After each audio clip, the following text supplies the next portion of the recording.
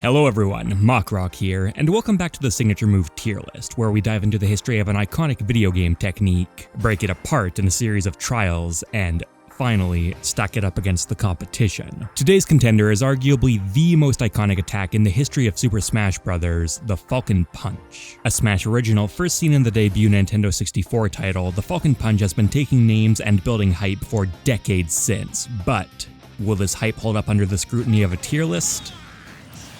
Let's begin.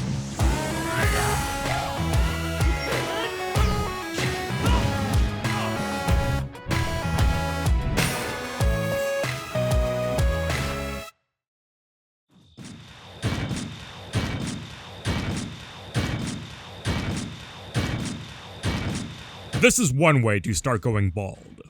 Whether your hair loss is online Samus related or not, however, keeps could be the answer you're looking for. Male pattern baldness will affect 2/3 of men by the time they're 35, and the best time to tackle it is while you still have hair to work with. Keeps offers generic versions of the only two FDA-approved hair loss products on the market, for a price you've likely never seen, all delivered right to your home. No doctor's office or pharmacy required. If you're ready to take action and prevent hair loss, then go to keeps.com/mockrock or click the link in the description to receive 50% off your first order. Once again, that's keeps.com/mockrock. Thank you to Keeps for sponsoring this video. As before, we'll be exploring the Falcon Punch throughout the video game world and evaluating it on power, utility, synergy, style, and design. These scores will place it into either A, B, or C tier, with further promotions or demotions into S and F tier done on a case-by-case basis. The Falcon Punch has never appeared outside of a Super Smash Bros. Title, resulting in a refreshingly simple move to evaluate. Although, as a reminder, this is a video game discussion, so its appearance in the F-Zero anime, which apparently exists, won't be included. This entry into the Signature Move tier list was decided on by my supporters, and if you'd like to make your voice heard for future episodes, a new poll is now live on my Discord server, available to all patrons, YouTube members, and Twitch subscribers. Alright, let's kick things off. A colossal fireball in the shape of a raptor that explodes out of a haymaker punch. Of course, this attack is going to be stronger than your typical special move, but its raw strength has actually fluctuated across the series more than might be expected. In some instances, yes, it absolutely does perform the function you'd expect, being by far the deadliest attack in Captain Falcon's arsenal. In some other games, though, while never having low knockback, it's been pretty tame, in the most dramatic instances being weaker than a charged forward smash. You can build up a bit more power by reversing it in the later titles, but not to a dramatically higher degree, and this is taking an already very sluggish move and making it even more so. The raw strength of the move isn't even that relevant, however, as practically speaking, it's simply too slow for competent opponents to get hit by under most circumstances. Even within its fastest iterations, the move falls well outside the boundary of human reaction time in most scenarios, and is unsafe enough to be enormously punishable if it misses. The closest it comes to a practical move is once again in its debut appearance, where it's much safer on shield than we'd see later, but even here, it's slow enough that landing it even on a shield is unreliable. There are some very niche situations where you can commit to a hard read on certain air dodge setups, for example, or if your opponent is truly or nearly exhausted of resources, but realistically speaking, the only time this move is going to be pulled out in a high-stakes competition will be for shield breaks, where it's marginally more effective than charging a smash attack. Things do improve slightly in free-for-all and team battles, but in addition to those formats being less impactful to a list like this due to reduced stakes and player control, they still don't tend to involve a lot of this attack. Now, if we're talking power in terms of pure damage and knockback, the Falcon Punch packs quite a punch. But as this section is defined as the signature move's overall combat prowess, it receives a score of 0.5 out of 5. In Smash 64, not only is the Falcon Punch a bit faster than most other entries, but it also alters Captain Falcon's aerial momentum, which gives it some marginal use as a recovery aid. It's not much by any means, but considering how notoriously exploitable the Captain's recovery is, he'll take any bit of help he can get. Unfortunately though, this sliver of utility was severely cut down in future titles, leaving the classic move with very little to pull from. It is a fire attack which allows it to auto-detonate explosives, so maybe with the hardest callout of all time you could detonate Link's remote bomb to aid in your recovery? Maybe. Realistically though, the pickings are incredibly slim here, and the way the turnaround mechanic was implemented means that he can't even access techniques like B reverses that most other characters can perform with their neutral specials. A slight recovery boost in Smash 64 prevents the first goose egg in the series, but in a world where characters' signature moves are often loaded with useful functionality, the Falcon Punch receives a utility score of 0.5 out of 5.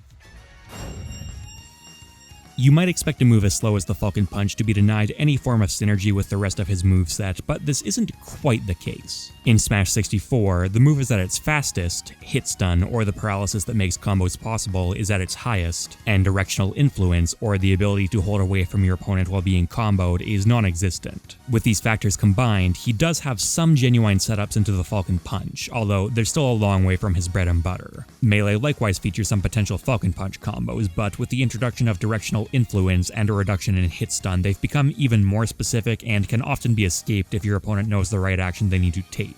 This largely marks the end of true combos in the series, although there are a few extremely specific scenarios where the Falcon Punch can be comboed into. In terms of a list of true combos, this isn't particularly impressive. However, in terms of pseudo setups and hard reads, Captain Falcon does have one of the better movesets to try and squeeze some extra use out of the attack, as he has a lot of strong combo starters and explosive finishers that strike fear into opponents' hearts and cause them to choose panic options. That's obviously not as potent a type of synergy as true combos, not even close, but not acknowledging it in any form does rob the move of a bit of context. If any character was going to have this attack, then Captain Falcon was an appropriate home. For synergy, the Falcon Punch receives a score of 1.5 out of 5. I've seen Nimby use it quite a bit, actually. I'm not it's gonna say definitely. it's bad. I think it's definitely the worst of Hadley's Smash attacks. Oh my god! Oh.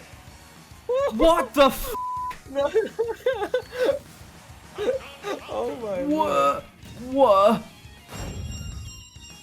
Let's just rip this band-aid off right away. The Falcon Punch is not a good move. Having said that, this would only be a knock against its design if this impracticality was unintentional, which I don't believe is the case. Falcon Punch is a move that players generally have no reason to go for unless they specifically want to show off, which ties neatly into the rest of the character's flashy and stylish moveset. In this sense, the limited usefulness of the attack is a design perk, not concession, but that's not to say it's flawless. The additional utility seen in its original incarnation was a small touch that added just a bit more depth to the attack, and it's a bit of a shame that no such use has appeared in future titles. While the ability to select between a regular punch and a slower but stronger turnaround version is interesting and on the surface appears to add another dimension to the move, it's a design decision that actually limits player agency. The Falcon Punch's inability to B-reverse or wave bounce means that a move which is already more restrictive than most of its peers becomes even more so, and allowing this kind of functionality would likely create more interesting play options than the turnaround possibility.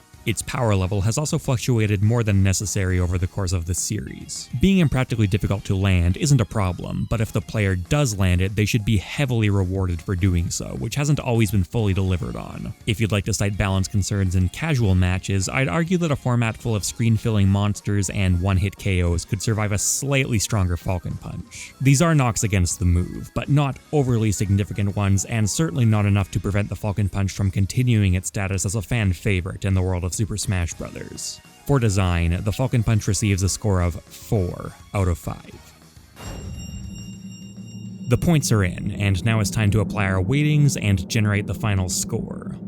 Power, utility, synergy, style, design. Falcon Punch!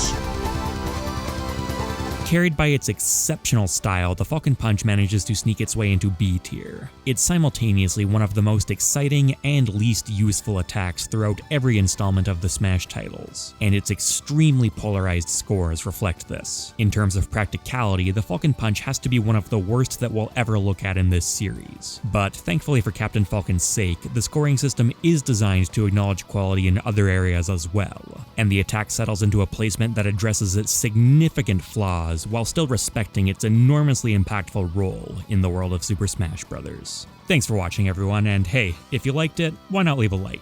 So, the tier list looks a little bit different this time. This series is starting to build up a bit of a back catalog, and I'd like to make it more appealing to viewers discovering it for the first time, so the full list will no longer be shown at the end of videos. Instead, I'll now be posting the updated list on my Twitter account after each episode, because yeah, self-promotion, let's be honest, but primarily because I think introducing an extra step will result in a lot less people being spoiled who would have chosen not to be. Let me know any characters you'd like to see in future episodes, and be sure to subscribe and hit the notification bell, follow me on Twitter at Mr. MockRock to see what I'm up to, and become a patron, YouTube member, or Twitch subscriber for exclusive content including character polls for this series, early videos, Discord access, and more. Later, people! Breath of the Wild.